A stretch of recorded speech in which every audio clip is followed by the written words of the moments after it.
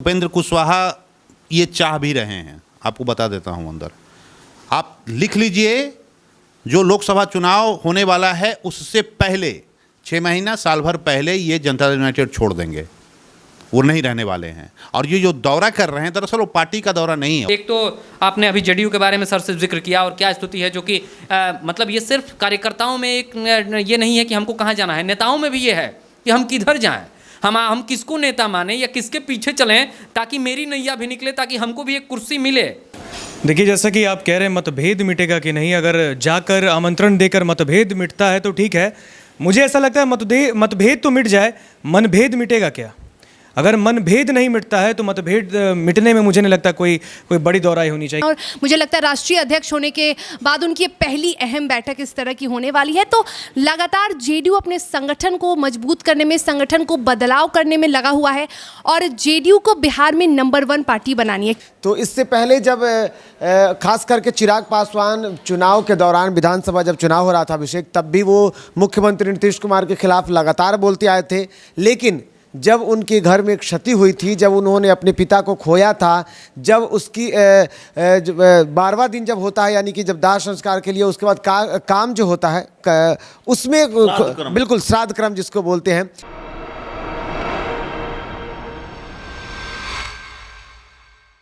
नमस्कार, आप देख रहे हैं डीटीवी भारत। मैं हूं अभिषेक मिश्रा। बिहार की राजनीति से जुड़ी हुई महत्वपूर्ण खबर और सबसे महत्वपूर्ण रिपोर्ट बिहार की सियासत से जुड़ी हुई। आने वाले दिनों में और आने वाले कुछ दिनों में बिहार की राजनीति में क्या कुछ हो सकता है, होने जा रहा है। आने वाले एक सप्ताह, आने वाले 5-6 दिन बिहार की राजनीति के लिए बहुत ही महत्वपूर्ण है, बहुत महत्वपूर्ण है बिहार की सियासत के लिहाज से आने वाले 6 दिन। और ये महत्वपूर्ण क्यों है? हर राजनीतिक दल के अंदर महत्वपूर्ण गतिविधियां संचालित होनी है। 9 सितंबर को जेडीयू की बैठक होनी है। चिराग पासवान भी अपनी पार्टी के नेताओं के साथ अहम बैठक करेंगे और उससे पहले लोक जनशक्ति पार्टी के संस्थापक रामविलास पासवान की बरसी, और उस बरसी से पहले जो कुछ भी घटनाक्रम है उस पर बताएंगे और उसके क्या मायने हैं, बिहार की सियासत को किस तरह से ये सारे घटनाक्रम कनेक्ट करते हैं, प्रभावित करते हैं, ये सब कुछ हम बताने जा रहे हैं। सबसे पहले जेडीयू की बैठक 9 सितंबर को जेडीयू की अहम बैठक, जो खबर भी हमने आपको दिखाई है। राष्ट्रीय अध्यक्ष ललन सिंह बने हैं जेडीयू के, और उसके बाद पहली बार इस तरह की बैठक जेडीयू के अंदर हो रही है। उनकी अध्यक्षता में जेडीयू परिसर में, जेडीयू का जो दफ्तर है उसके परिसर में जो कर्पूरी सभागार है वहाँ ये बैठक होगी और प्रदेश के सभी प्रकोष्ठ अध्यक्षों को बुलाया गया है। प्रदेश इकाई की बैठक है। ललन सिंह इस बैठक की अध्यक्षता करेंगे, प्रकोष्ठ अध्यक्षों के काम की समीक्षा करेंगे और परफॉर्मेंस के आधार पर कुछ बड़े फैसले भी लिए जा सकते हैं। कई प्रकोष्ठ अध्यक्ष जिनका परफॉर्मेंस ठीक नहीं है उनके खिलाफ कार्रवाई भी की जा सकती है। चिराग पासवान ने अपनी पार्टी की एक महत्वपूर्ण बैठक बुलाई है और इस बैठक में पार्टी के सभी प्रत्याशियों को बुलाया है। वो प्रत्याशी जो बिहार विधानसभा चुनाव में लोक जनशक्ति पार्टी के टिकट पर चुनाव लड़े थे, पार्टी के पदाधिकारियों को भी बुलाया है और जाहिर तौर पर पार्टी के जो पहली पंक्ति के नेता हैं वो भी इस बैठक में मौजूद रहेंगे। ये सारी चीज़ें हैं और इसको लेकर सबसे बड़ा सवाल है कि आखिर बिहार में होने क्या जा रहा है। क्या बिहार पूरी तरह से चुनाव के मोड में है? वैसे बिहार में 2 सीटों पर उपचुनाव होना है, कुशेश्वर स्थान और तारापुर, मुंगेर की तारापुर सीट पर, लेकिन उपचुनाव मोड में है बिहार या चुनाव मोड में है, यह भी समझने की कोशिश करेंगे। और कैसे, जब हम ये सब कुछ कर रहे हैं तो कैसे आने वाले 6 दिन बिहार की राजनीति के लिए महत्वपूर्ण है। कई सहयोगी से जुड़ेंगे, हम अपने वरिष्ठ साथियों से जुड़ेंगे। इस पूरी रिपोर्ट के दौरान हमारे साथ निर्भय सब कुछ हमने बताया है। पशुपति कुमार पारस के घर जाने वाले हैं, चिराग पासवान नीतीश कुमार के भी घर जाएंगे। दूरियां मिटेंगी क्या? बिल्कुल कह सकते हैं दूरियां मिटेंगी। हालांकि अगर राजनीतिक और पारिवारिक तौर पर देखें तो इससे पहले जब खास करके चिराग पासवान चुनाव के दौरान, विधानसभा जब चुनाव हो रहा था अभिषेक, तब भी वो मुख्यमंत्री नीतीश कुमार के खिलाफ लगातार बोलते आए थे। लेकिन जब उनके घर में एक क्षति हुई थी, जब उन्होंने अपने पिता को खोया था, जब उसकी 12वां दिन जब होता है, यानी कि जब दाह संस्कार के लिए उसके बाद काम जो होता है उसमें बिल्कुल श्राद्ध क्रम जिसको बोलते हैं। और खासकर उनके गुट के जो सांसद हैं, कल ही हमारी वीणा देवी से बात हुई, ऑन द रिकॉर्ड बात हुई, उन्होंने कहा कि बिल्कुल हमारे अभिभावक रहे हैं, हम जाएंगे। तो संकेत मिल रहे हैं कि पशुपति कुमार पारस आमंत्रण स्वीकार करेंगे और जाएंगे। मुख्यमंत्री नीतीश कुमार भी जा सकते हैं, उनको भी आमंत्रित करने खुद ही चिराग पासवान उनके घर जाएंगे। ऋतिक, चिराग पासवान पटना पहुंच चुके हैं और उसके बाद आने वाले 2-4 दिन बहुत महत्वपूर्ण हैं। पशुपति माफ़ कीजिएगा, रामविलास पासवान जो लोक जनशक्ति पार्टी के संस्थापक रहे हैं, उनकी वर्सी है, पहली वर्सी है, और उसके अगले दिन लोक जनशक्ति पार्टी की पहली बैठक है, माफ़ कीजिएगा महत्वपूर्ण बैठक है, जिसमें उन्होंने अपनी पार्टी के सभी प्रत्याशियों को बुलाया है जो 2020 में विधानसभा चुनाव में प्रत्याशी थे। और उसके बाद पार्टी के पदाधिकारी भी, पार्टी के पहली पंक्ति के सभी नेता, बड़े नेता मौजूद रहेंगे। देखिए, जैसा कि आप कह रहे हैं मतभेद मिटेगा कि नहीं, अगर जाकर आमंत्रण देकर मतभेद मिटता है तो ठीक है। मुझे ऐसा लगता है मतभेद तो मिट जाए, मनभेद मिटेगा क्या? अगर मनभेद नहीं मिटता है तो मतभेद मिटने में मुझे नहीं लगता कोई बड़ी दौराई होनी चाहिए। हर कोई चाहता है कि ऐसा हो, लेकिन अब जब केंद्रीय मंत्री बन गए हैं पशुपति पारस, और कहीं ना कहीं उनके नज़र में और उनके साथ जो प्रिंस राज हैं वो तक कह रहे हैं कि भाई को सोच विचार की ज़रूरत है, क्योंकि एक साथ रहकर, बचपन से साथ रहकर जब दो भाई आपस में ही नहीं मिल पा रहे हैं। और हालांकि चिराग भी हर बार आशीर्वाद यात्रा में कह रहे हैं कि उसे सोचने की ज़रूरत है, प्रिंस कह रहे हैं कि चिराग को सोचने की ज़रूरत है, क्योंकि इधर परिवार बिल्कुल एकजुट है। जो काम किया है चिराग ने किया है, और चिराग हालांकि दूसरी तरफ कह रहे हैं कि खंजर भोंकने का काम चाचा ने किया है, अपनों ने ही कर दिया है। कितना महत्वपूर्ण है, जेडीयू के अंदर बेचैनी दिख रही है किसी भी हाल में नंबर 1 पार्टी बनने की। बिल्कुल, जेडीयू में बेचैनी दिख रही है और लगातार कई दिनों से दिख रही है। खबरें हम लगातार चला रहे हैं, कई बदलाव भी किए गए हैं, संगठन को मजबूत करने का काम भी किया जा रहा है।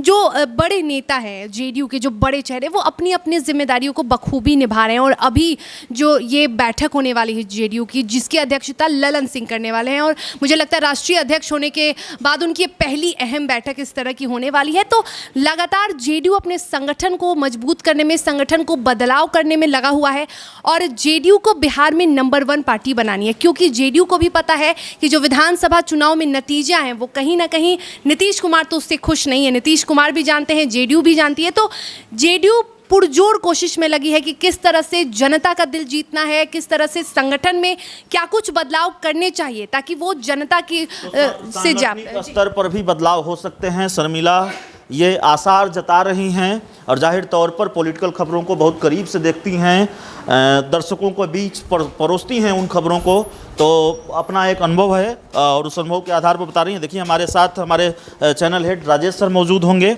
सर, आने वाले एक सप्ताह बहुत महत्वपूर्ण है बिहार की सियासत के लिए। बिहार में कई तरह की सियासी गतिविधियां होनी है। जेडीयू की बैठक को लेकर आपसे जानना चाहेंगे। राष्ट्रीय अध्यक्ष बनने के बाद ललन सिंह की ये पहली बैठक है उनकी अध्यक्षता में, और प्रदेश इकाई की बैठक सभी प्रदेश प्रकोष्ठ अध्यक्षों को बुलाया गया है। यह भी कहा जा रहा है कि सांगठनिक स्तर पर कुछ बड़े फैसले भी ललन सिंह ले सकते हैं। उधर आरसीपी सिंह ये कहते रहे हैं कि संगठन का काम हम देखेंगे। सवाल यही है कि अगर ललन सिंह बड़े फैसले ले सकते हैं, लेंगे, आरसीपी सिंह को ये मंजूर होगा, अगर नामंजूर हुआ तो फिर जेडीयू के अंदर की जो अंतर्कलह है वो और किस तरह से सामने आएगी?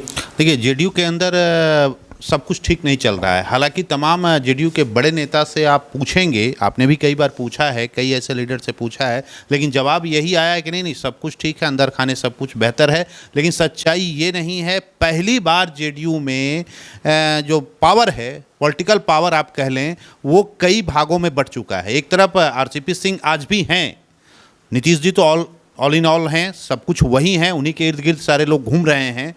लेकिन राष्ट्रीय अध्यक्ष ललन सिंह के बनने के बावजूद अभी भी नंबर 2 की हैसियत पे आरसीपी सिंह बने हुए हैं। इसीलिए आप देखिएगा, आरसीपी सिंह को लेकर जब भी अगर सवाल नीतीश जी से आप पूछेंगे तो कुछ कन्नी कटाते हुए नजर आएंगे।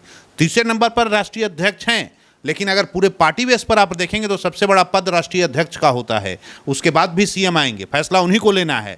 लेकिन अभी नंबर 1 पे की हैसियत में मुख्यमंत्री नीतीश कुमार जी हैं, दूसरे नंबर पर आरसीपी सिंह हैं, तीसरे नंबर पर आपके ललन सिंह है, और चौथे नंबर पर हैं उपेंद्र कुशवाहा। तो चार खेमा जो है जनता दल यूनाइटेड के अंदर स्पष्ट दिख रहा है। कार्यकर्ताओं में असमंजस की स्थिति है कि वो किधर जाएं, किनके साथ जाएं, किनके साथ खड़े हों, किनके साथ फोटो खिंचवाएं। पार्टी में दुविधा की स्थिति है। भले ही ये तमाम जनता दल यूनाइटेड के बड़े नेता ये इनकार करते हों, लेकिन दुविधा की स्थिति है। आगे आने वाले दिनों में अब इस दुविधा से कैसे जनता दल यूनाइटेड बाहर निकल पाती है, इस उहापोह की स्थिति से कैसे बाहर निकल पाती है और आप जैसे मीडिया कर्मियों के सवाल से कैसे बाहर निकल पाती है, ये एक बड़ी चुनौती है ललन सिंह के साथ। और साथ ही साथ नीतीश कुमार को चेक एंड बैलेंस की जो पॉलिसी वो अपना उन्होंने रखा है कि अच्छा आरसीपी सिंह बड़े हो गए, उनके पैरेलल ललन जी को खड़ा कर दीजिए, ललन जी बड़ा हो गए तो उपेंद्र जी को खड़ा कर दीजिए। इससे बाहर आना होगा। पार्टी को इससे नुकसान हो रहा है। भले ही नीतीश जी एक मार्ग में बैठे हों, उन्हें ये बात समझ में नहीं आ रही है, लेकिन कार्यकर्ता पूरी तरह से कंफ्यूज हैं किधर जाएं और किधर नहीं जाएं। मुझे तो लगता है कि आगे आने वाले दिनों में कहीं ऐसा ना हो कि ना खुदा मिला ना विसाले सनम, न इधर के रहे ना उधर के रहे। तो ये हालात जनता दल यूनाइटेड में है। चुनौती है ललन सिंह के ऊपर और नीतीश जी के ऊपर भी बड़ी चुनौती है कि थोड़ी सी बाहर आएँ, एक अन्य मार्ग से पार्टी कार्यकर्ताओं से मिलें और उनके दुख दर्द को समझें। और ये जो उहापोह की जो स्थिति है कि पावर कहाँ है, किसके पास है, कौन किधर जाएगा, यहाँ आना है, ये बातें समझाना होगा। और यही बात आपने देखा पिछले दिनों जो पार्टी कार्यालय में मीटिंग हुई तो कभी नीतीश जी का फोटो, फिर कभी हुआ कि भाई उनके पहले 2-4 और तस्वीरें लगा करती थी, उपेंद्र कुशवाहा जी, ललन जी, फिर उसके बाद आ गए क्या कहते हैं आरसीपी सिंह। तो तस्वीरें बदलती रहीं।